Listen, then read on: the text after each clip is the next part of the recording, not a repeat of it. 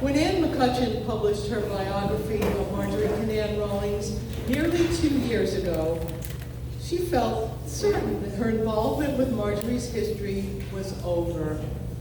No.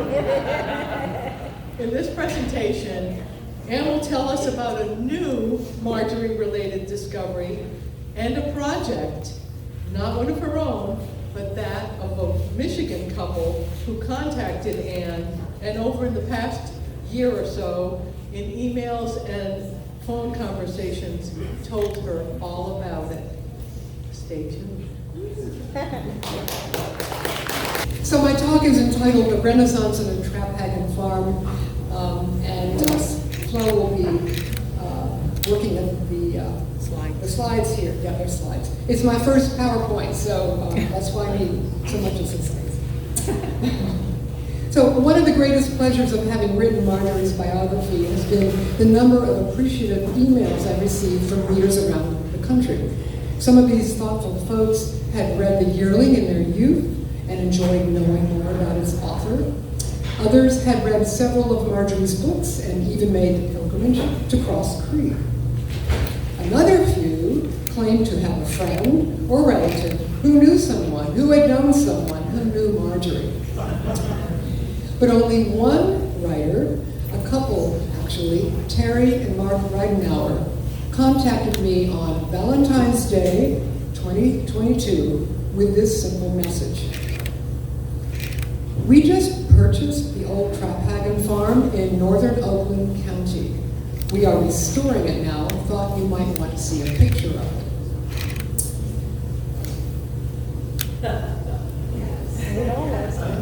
it. Slide 2. Working on it. Here are Mark and Terry. You may remember that the Traphagen farm, the Traphagens, Abram and Fanny, were Marjorie's maternal grandparents.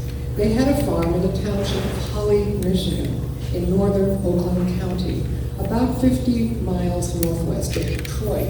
It is where Marjorie's mother, Ida Traphagen Canaan, grew up. Marjorie visited the farm several times over the course of her life and based Asa Linden, the central character of her final novel, The Sojourner, on who she imagined her grandfather to be. Or, as she put it to her friend Norman Berg, Asa Linden would be the frustrated artist and man of thought. He would contain or express her obsession with cosmic consciousness. So I replied to the Reidenauers, yes, please, I want to see the picture, thank you very much. Terry sent this photograph, an aerial shot taken in 1984 when the farm was in good hands. Mark had discovered it on a website featuring antique aerial photography. The two of them had been trying via Google to establish the Marjorie connection, for someone had told them the farm might have belonged to Marjorie's grandparents, but no one could give them any proof. And while Googling, they discovered the life she wished to live and decided to contact me. I sent the Reidenauers a copy of the biography right away. MKR loved the farm, and the book contains many references to it in the Traphagens, I told Terry. And indeed, it does. And here are a couple of excerpts edited for brevity. So straight from the book. According to family stories, Abram enjoyed farming. Fanny frequently complained about her husband's focus on his land and animals and his leisurely gift of gab. Your pa's yarns won't buy you any silk dresses, she'd say to Ida, reinforcing the idea that silk was to be desired over hogs and sheep. While her husband was content with a traditional life, Fanny had caught the post-bellum fever of improvement and renewal, manifested in small towns as aspirations for big city ways. Marjorie's mother attended school in Fenton, a town of about 2,000 men, but caught that post-bellum fever from her mother and was delighted when her new husband, Arthur Canaan, who also came from a farm family, announced he wanted to move to Washington, D.C. Here, Ida hoped to enter high society, which never happened, but she joined a ladies' club which hosted luncheons highlighting Ida's cooking skills learned from her mother, Fanny. As we know, Marjorie grew to love cooking and in her 40s published her mother's recipes for egg croquettes, jellied chicken, almond cake, and other delicacies in Cross Creek Cookery. Here's farm to table, Ida. In summers, Ida, Arthur, Marjorie, and her younger brother, Arthur, often spent vacations on the Traphagen farm, and Marjorie returned several times on her own, long past the deaths of her parents. When she visited in 1922, she wrote to her husband, Chuck Wallings, describing the farmhouse. This is Marjorie. It's on a knoll and overlooks little hills and valleys, woods, and a tiny lake. The whole front of the house almost is one big living room with an alcove that widens, but still further on one end. It has 6 big cheery windows facing east and south. And the bright winter sun has been streaming in all morning through the snowy white dotted Swiss curtains. Marjorie described the pleasure of turning a cream separator with the reward of a whole pail of golden thick cream. I was also given the privilege, on my request, of washing the separator, which has some 50 different becreamed parts to be laundered. The letter ended with news of her accidental fall through a trap door in the farmhouse. Marjorie. There I was in space, with the heavy cellar steps banging past me. Aunt Ethel saw me go and said I turned a complete somersault in the air, landed on a behind, and fell with my head crashing against a stone wall at the bottom. By every right, I should have broken first my neck and then every other bone in my body. Thanks, Marjorie. That's what was happening. She was falling down the stairs. The ghost of Marjorie. I know it. She always shows up. Always shows up. She does. Oh well. Next she's going to drop a fish on you. It's going to be worse than that. Anyway, but she suffered only minor bumps and bruises. Poor Chuck. They cannot kill me. You are doomed to have me on your hearth for many moons. Of course, we all know how that turned out. That's the many moons. The Ridenauers haven't located images of the farm taken any earlier than 1984. But they did provide photos of the farmhouse exterior taken before they began to renovate it. Here are 2. The house was in terrible shape. In her next email to me, Terry explained how she and Mark came to buy the farmhouse. This is her. A friend had the listing for this house and told us about it. We were looking to downsize and move further south from Fowlerville, Michigan. Well, it turned out we were to upsize and move further north.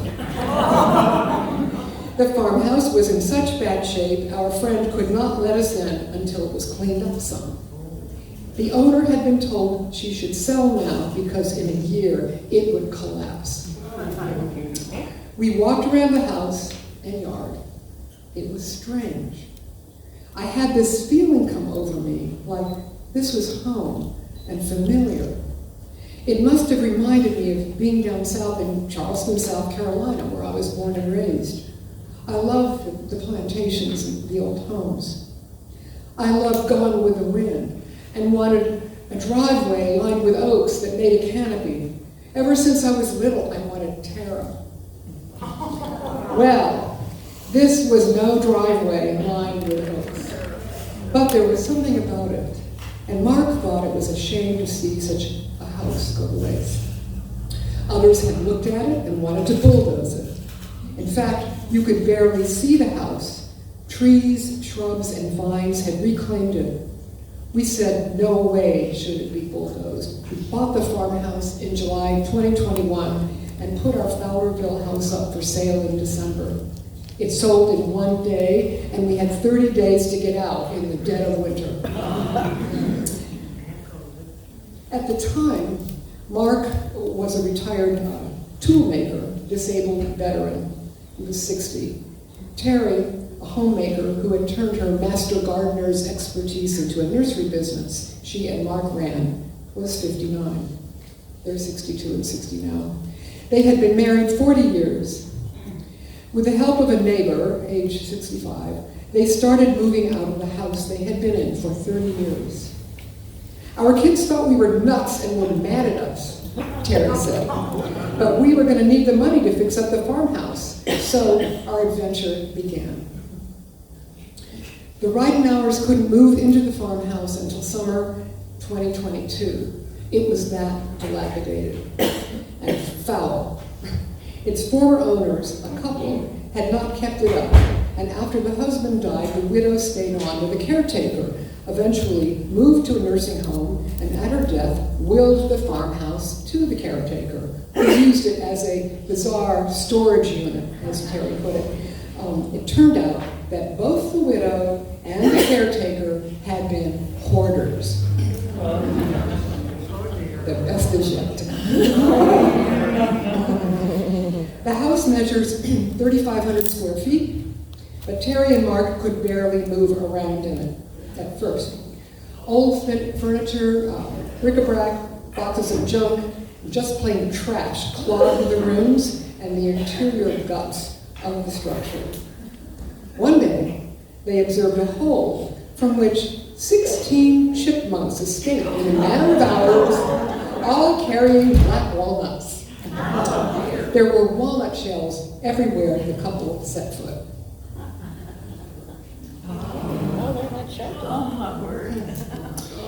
But that was nothing compared to the smell of the place.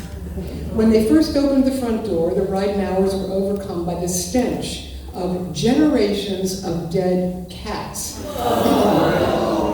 Some of them still curled up where they had died. One could see where they had tried to chew their way out of the house. That's gross. Piles. Glad you haven't eaten recently. Piles of cat feces stood 2 feet high. One 50-pound pile broke some copper plumbing. Other pipes and the stove were disintegrating from urine.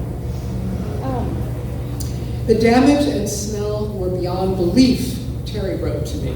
We needed to clean wearing chemical masks, respirators, so we didn't get sick. They filled 2 dumpsters and removed more than 300 bags of trash. All appliances, including 5 refrigerators, were sold for scrap. Some otherwise beautiful Eastlake furniture pieces had to be discarded. They were so nasty. That didn't include everything else that needed to go, for the servants' quarters and the barn still needed to be cleared. Outside, they took out 80 trees and bushes. Some lilacs were 12 feet across. Basement.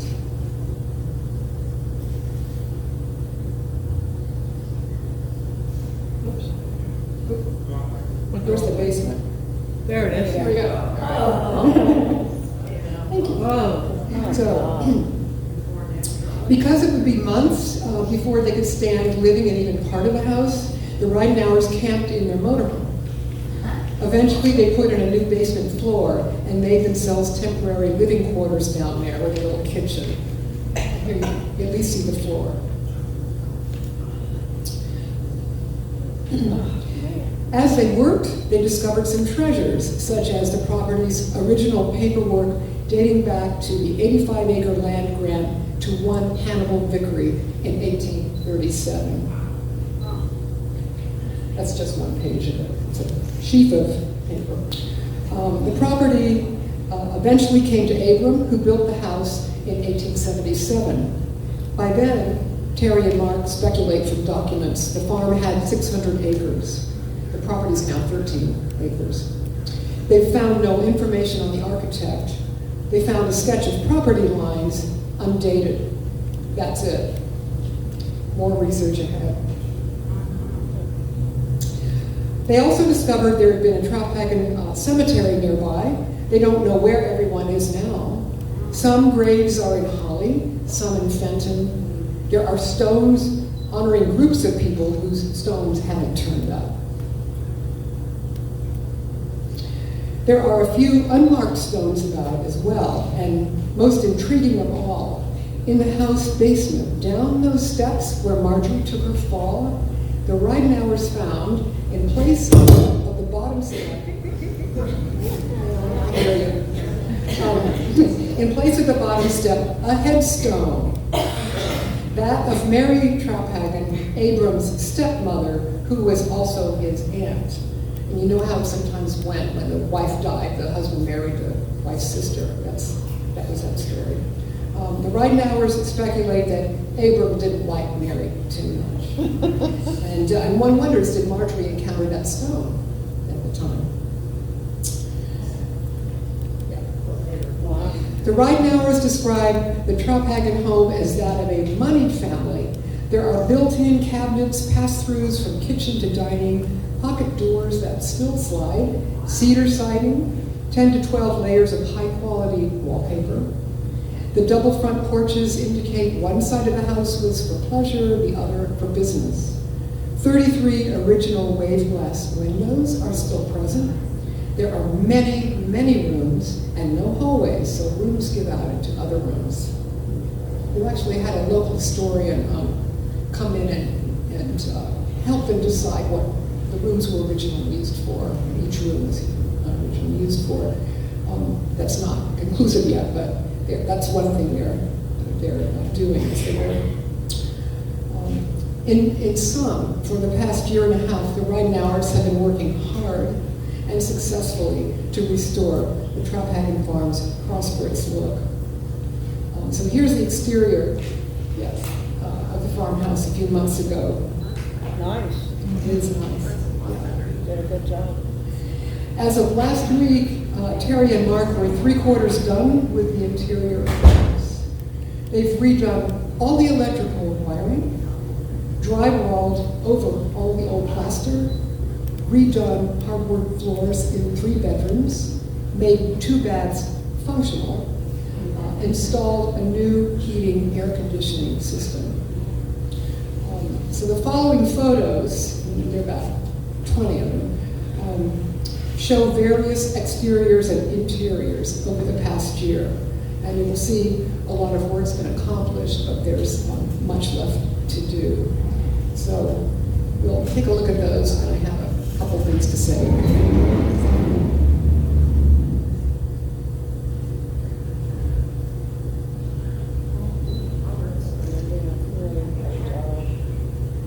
Love the doors.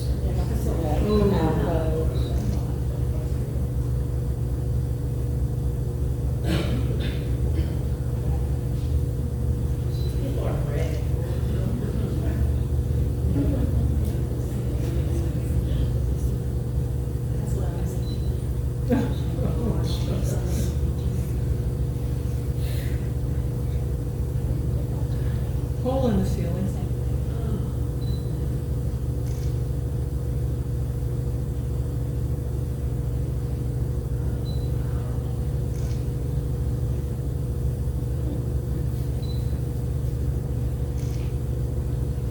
How many outbuildings? Small barn, large barn, chicken coop, chicken shed, goat shed. I think that's outhouse. Remind me what town it's in, you said? Holly, Michigan.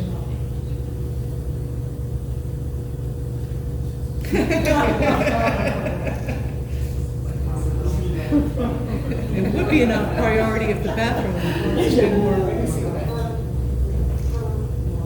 Wow. Are these family members or? No, hired Hired. folks. Yeah, they couldn't get family to work on it.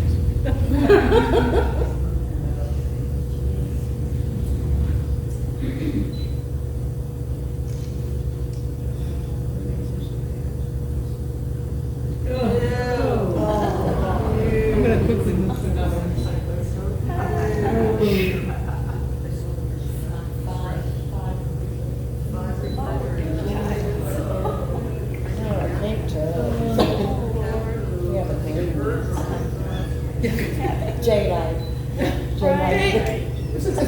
Oh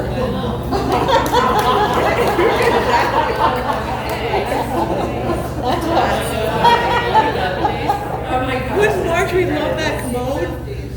I don't think so. I hope they replaced it. As long as it works. That's really powerful.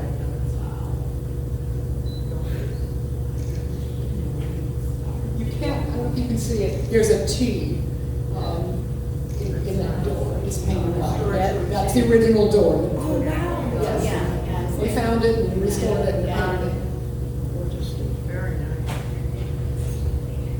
Aww. You can see how Terry's put some lawn furniture in the corn crib. That's a. Wow.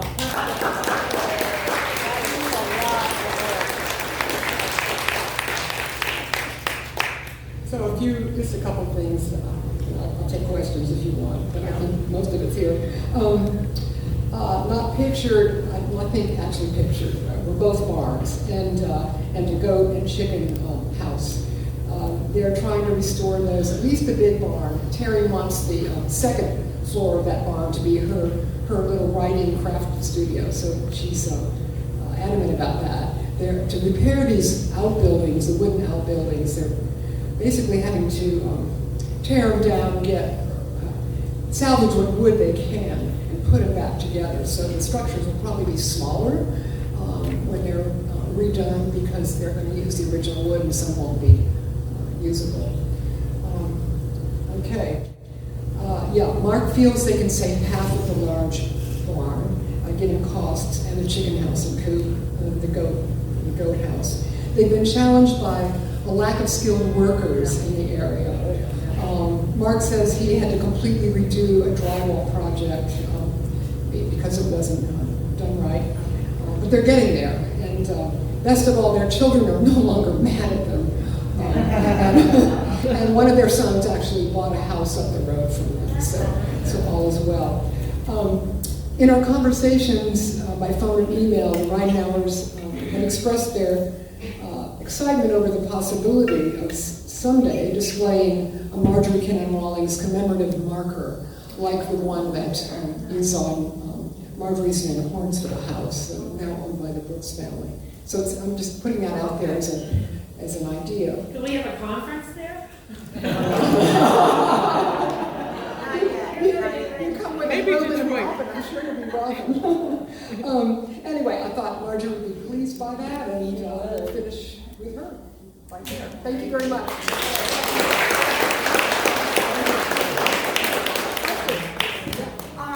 Did they have to replace, did they replace the roofs and the plumbing? The plumbing, yes. Yeah, they didn't mention the roof. I'm almost. The last picture, the roof looks a lot better. I think they have a red, In that image, yeah, they had to. She didn't mention it in her emails, but everything on the outside, including the roofs, had to be redone in some fashion. Yes. Do you know anything about the cost, the purchase that the British Pounds of Martin Material paid for, or plus how much it would cost to do the complete renovation? I don't know the cost. we can look at it. I can find out. These are good questions. I'll ask them. Do they plan to use this as a farm, a working farm, or are they bed and breakfast, or? No, it's their home, and they plan a garden. I don't know if they're going to have animals. I don't know about that. I'll ask them that too.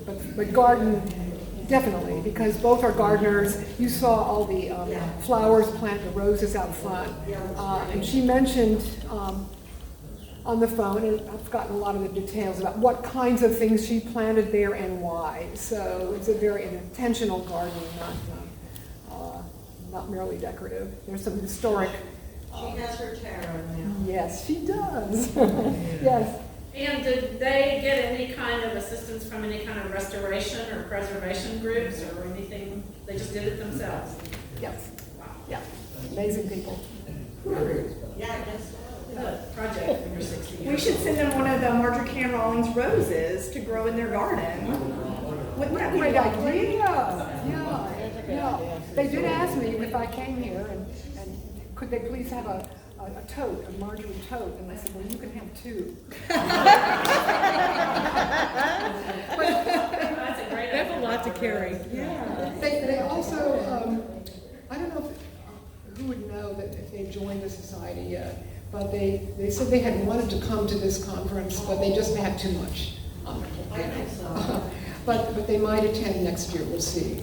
As some of you know, I'm moving closer. I'm moving to Asheville in North Carolina, just 10 hours up interstate to Holly. So I'll visit them this summer and take a closer look. You know, we had a conference in Nashville about 15 years ago. I know I have the mug. I wasn't there, but I got it at the auction about 5 years ago. It's my dream to return to Asheville. I loved that conference. That was great. You might have mentioned it already, but I was busy doing this. Did you say why there were so many cats in the house? Well, there were cat ladies. I mean, there were two women who were hoarders and aided and abetted each other. The widow and her caretaker were both hoarders. I assume the cat, I don't know the age of the dead cats.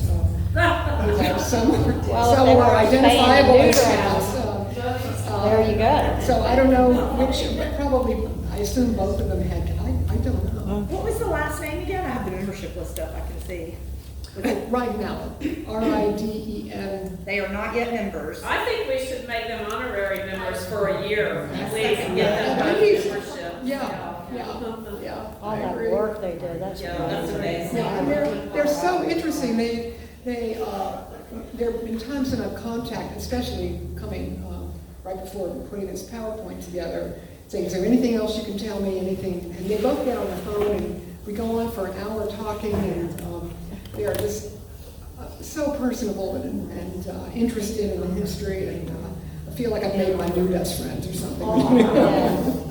Anyhow, other questions, or you can see me afterwards. I'd be glad to talk to you. Thanks very much. Thank you.